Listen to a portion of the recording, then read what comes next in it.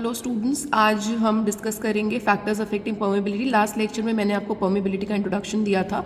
तो यहाँ पे एक जनरल फॉर्मूला है, राइट। ये डार्सीज और पोइसली इक्वेशन को कंपेयर जब किया गया था तो वहाँ से हमें के की वैल्यू मिली थी, which is coefficient of permeability.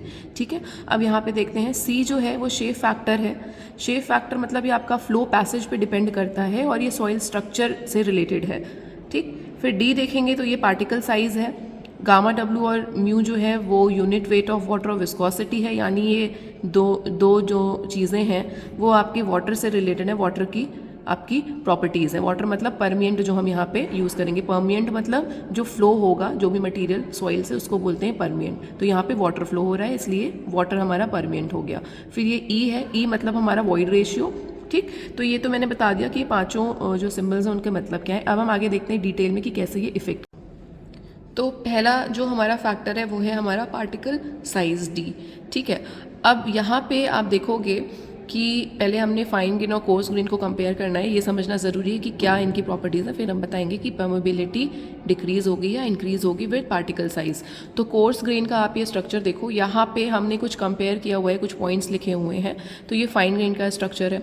तो सबसे पहले अगर हम साइज ऑफ वॉइड्स की बात करें, ठीक है, साइज ऑफ वॉइड्स मतलब ये जो एम्प्टी स्पेसेस हैं आपकी इनके बीच में, ये वॉइड्स हैं, तो इनके साइज़ की आप डायग्राम में साफ साफ देख सकते हो कि कोर्स ग्रेन में जो वॉइड्स का साइज़ है वो फाइन ग्रेन में से ज़्यादा है, यानी size of voids in coarse grain is greater than size of voids in fine grain. ये डायग्राम में दिख रहा है। सेकंड, अगर हम पार्टिकल के साइज की बात करें तो ये भी आपको दिख रहा है कि कोर्स ग्रेन के पार्टिकल्स बड़े होते हैं in comparison to fine grain.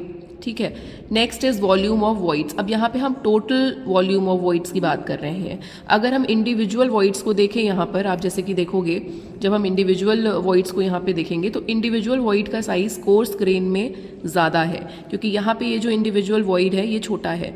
यानी अगर हम सिंगल वॉइड के साइज़ की बात करें, ठीक है, तो वो कोर्स ग्रेन में बड़ा होता है, फाइन ग्रेन में छोटा होता है। ठीक, अब अगर हम वॉल्यूम की बात करें तो सिंपल सी बात है, सिंगल वॉइड की वॉल्यूम कोर्स में ज़्यादा होगी, फाइन में सिंगल वॉइड की वॉल्यूम कम होगी। बट अगर हम एज अ होल इसको ट्रीट करें, टोटल वॉल्यूम ऑफ वॉइड्स देखें, तो यहाँ पर क्योंकि नंबर ऑफ वॉइड्स कम है, आप देखो, लेकिन यहाँ पर क्या है, वॉइड्स छोटे हैं लेकिन नंबर ऑफ वॉइड्स यहाँ पर फाइन ग्रेन में ज़्यादा हैं। तो अगर हम टोटल वॉल्यूम वॉइड्स की बात करेंगे तो वो हमेशा फाइन ग्रेन में ज़्यादा होगी, ये देखिए, कोर्स ग्रेन के कंपैरिजन में। क्यों? सिंगल वॉइड भले ही छोटा हो लेकिन नंबर ऑफ वॉइड्स इसमें ज़्यादा है, इसलिए टोटल वॉल्यूम भी इसकी ज़्यादा होगी। ठीक है, तो यानी टोटल वॉल्यूम ये हो गया।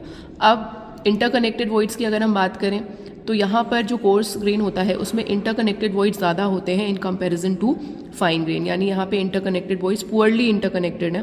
ठीक है, यहाँ पे इंटरकनेक्शन ज़्यादा अच्छा होता है। अब हम परमेबिलिटी की बात करें तो कोर्स ग्रेन सॉइल की जो परमेबिलिटी है वो ज़्यादा होगी फाइन ग्रेन सॉइल से। ठीक है, अब इसका क्या रीज़न है, यहाँ पर देखिए फिर से वही चीज़ आ जाती है कि जो नंबर ऑफ वॉइड्स हैं वो इसमें ज़्यादा है, volume, total volume of voids भी इसमें ज़्यादा है, पर फिर भी परमेबिलिटी इसकी कम है। ठीक है, कोर्स ग्रेन से। उसका रीज़न क्या है, ये वाला पॉइंट, यहाँ पे पुअरली इंटरकनेक्टेड वॉइड्स हैं जबकि कोर्स ग्रेन में मोर इंटरकनेक्टेड वॉइड्स होते हैं, जिसकी वजह से परमेबिलिटी कोर्स ग्रेन की ज़्यादा होती है। क्योंकि मैंने लास्ट लेक्चर में बताया है कि परमेबिलिटी सीधा सीधा रिलेटेड होती है इंटरकनेक्टेड वॉइड से। जहाँ ज़्यादा इंटरकनेक्टेड वॉइड्स हैं, बड़े वॉइड्स हैं, वहाँ पे परमेबिलिटी ज़्यादा होगी। यहाँ पे देखिए इंटरकनेक्शन भी ज़्यादा है, साइज ऑफ वॉइड्स भी ज़्यादा है, इसलिए परमेबिलिटी भी कोर्स ग्रेन की यहाँ पर ज़्यादा होगी।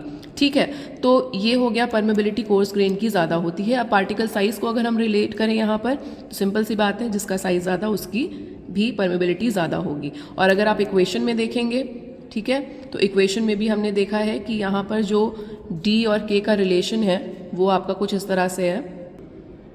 ये देखिए, ये जो k है वो डायरेक्टली प्रोपोर्शनल है आपके डी स्क्वायर के, यानी जो k है वो पार्टिकल के साइज के साथ परमेबिलिटी भी बढ़ेगी। और यही चीज़ यहाँ पे हमने, तो जो नेक्स्ट फैक्टर है वो है स्पेसिफिक सरफेस एरिया। तो पहले देखते हैं स्पेसिफिक सरफेस एरिया होता क्या है। यहाँ पे स्पेसिफिक सरफेस एरिया अगर हम देखेंगे तो उसका फॉर्मूला है सरफेस एरिया अपॉन वॉल्यूम। ठीक है, अगर वॉल्यूम को हम कांस्टेंट मान लें इन केस, तो जो स्पेसिफिक सरफेस एरिया है वो सरफेस एरिया के बराबर हो जाएगा। अब देखते हैं सरफेस एरिया क्या है। जैसे आप यहाँ पे देखो, हमारा एक ये पार्टिकल है, तो जब पानी फ्लो करेगा, ठीक है, तो वो इसके कॉन्टैक्ट में ऐसे करके यहाँ से फ्लो होगा। तो जो पानी के कॉन्टैक्ट में सरफेस एरिया आया कॉन्टैक्ट एरिया वो होगा इतना, ठीक है। अब अगर इसी पार्टिकल के साइज़ को हमने ज़्यादा कर दिया तो जो पानी के कॉन्टैक्ट में एरिया आएगा इस पार्टिकल का, सरफेस एरिया, वो ये बढ़ गया, ठीक है। अब जितना ज़्यादा कॉन्टैक्ट में एरिया आएगा उतना ज़्यादा रेजिस्टेंस होगा फ्लो को, है ना, क्योंकि जितना ये फ्रिक्शन आप क्रिएट होगा ना यहाँ पे, ये देखिए, तो यानी यहाँ पर जितना ज़्यादा सरफेस एरिया होगा उतना ज़्यादा रेजिस्टेंस टू फ्लो होगा। यानी कि अगर हम इसको ऐसे देखें तो देखो, अगर हम इसकी बात करें तो यही स्पेसिफिक एरिया है, और यहाँ पर अगर हम कोर्स ग्रेन और फाइन ग्रेन में देखें तो ऑब्वियसली जो कोर्स ग्रेन होता है उसका स्पेसिफिक सरफेस एरिया क्या है, कम है, ठीक है। और जितना कम स्पेसिफिक सरफेस एरिया, जैसे कि मैंने यहाँ पे बताया, उतना कम, अब अगर देखें तो रेजिस्टेंस इस वाले में रेजिस्टेंस टू फ्लो ज़्यादा है as compare to this particle, ठीक है। तो कोर्स ग्रेन में स्पेसिफिक सरफेस एरिया कम होगा, इसलिए रेजिस्टेंस टू फ्लो भी कम होगा, यानी कि ज़्यादा आसानी से पानी फ्लो करेगा तो परमेबिलिटी भी ज़्यादा हो जाएगी। फाइन ग्रेन की बात करें तो फाइन ग्रेन में स्पेसिफिक सरफेस एरिया ज़्यादा होगा क्योंकि ज़्यादा नंबर ऑफ पार्टिकल्स हैं, ठीक है, तो रेजिस्टेंस टू फ्लो भी ज़्यादा होगा और परमेबिलिटी उस हिसाब से कम हो जाएगी। यानी परमेबिलिटी जो है स्पेसिफिक सरफेस एरिया का अगर हम रिलेशन देखें तो उसकी क्या है, इन्वर्सली प्रोपोर्शनल है यहाँ पर, ठीक है, हमें यहाँ से दिख रहा है। यानी कि हम परमेबिलिटी और स्पेसिफिक सरफेस एरिया का जब रिलेशन देखेंगे तो वो आएगा it is inversely proportional to specific surface area, ठीक है। ओके, जो नेक्स्ट फैक्टर है वो है हमारा शेप। हम यहाँ पे दो शेप कंसिडर करेंगे, राउंडेड और एंगुलर। अब देखिए, यहाँ पे राउंडेड पार्टिकल है, अगर यहाँ पे पानी हमारा फ्लो होगा तो वो इस तरह से निकलेगा, ठीक है, और ये एंगुलर है, अगर यहाँ पे हमारा पानी फ्लो होगा तो ये पूरा इसको टच करते हुए ऐसे निकलेगा। तो यानी जो कॉन्टैक्ट एरिया है, जो स्पेसिफिक सरफेस एरिया है, वो किसका ज़्यादा है, एंगुलर का ज़्यादा है। यानी ज़्यादा रेजिस्टेंस कहाँ होगा, इस एंगुलर पार्टिकल में होगा पानी को, और यहाँ पे कम होगा। तो यानी सेम वही चीज़, कम स्पेसिफिक एरिया मतलब ज़्यादा परमेबिलिटी, ज़्यादा स्पेसिफिक एरिया मतलब कम परमेबिलिटी। तो ये आपको ध्यान रखना है, एंगुलर का स्पेसिफिक एरिया ज़्यादा होता है इसलिए परमेबिलिटी कम है as compare to rounded particle. तो ये शेप का कॉन्ट्रीब्यूशन था परमेबिलिटी में, ठीक है। अब नेक्स्ट है हमारा वॉइड रेशियो। वॉइड रेशियो का सीधा सीधा रिलेशन है कि अगर आपका वॉइड रेशियो बढ़ेगा तो आपकी परमेबिलिटी बढ़ेगी, घटेगा तो परमेबिलिटी भी घटेगी आपकी, ठीक है।